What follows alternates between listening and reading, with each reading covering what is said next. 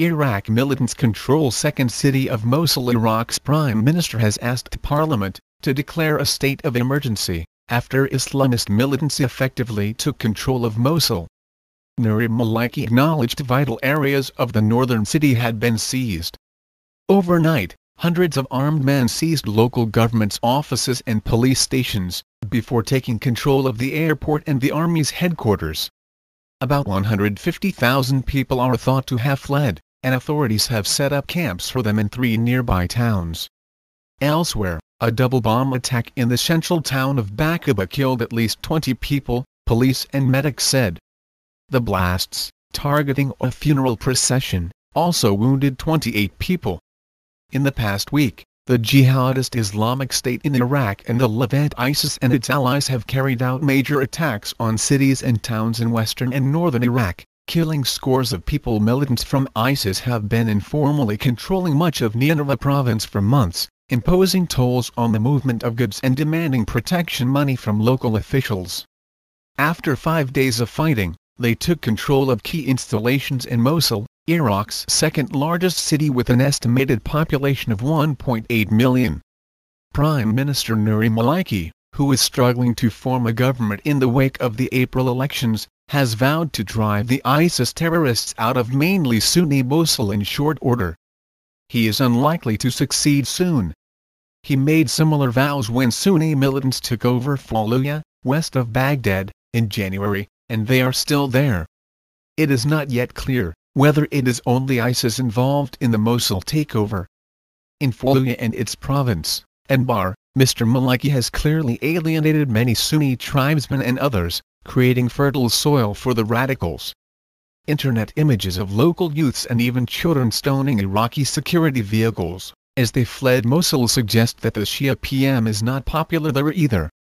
ISIS is also actively fighting in neighboring eastern Syria to establish its control there, apparently aiming to straddle the border with an Islamic State.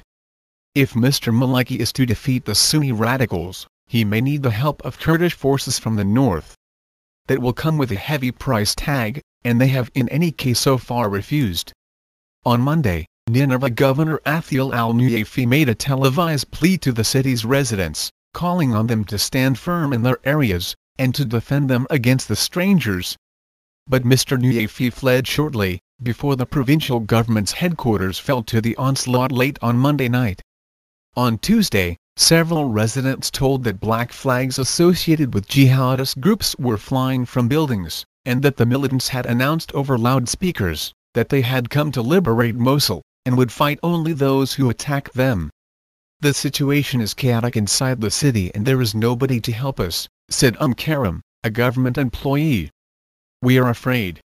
Many police stations were reported to have been set on fire. Local TV stations showed pictures of plumes of smoke rising over the city and hundreds of detainees set free. Osama al-Nuafi, the Speaker of Parliament and brother of Nineveh's governor, called on the Iraqi government and Kurdistan regional government to send reinforcements to Mosul to fight the terrorists, whom he said had seized military hardware, including helicopters.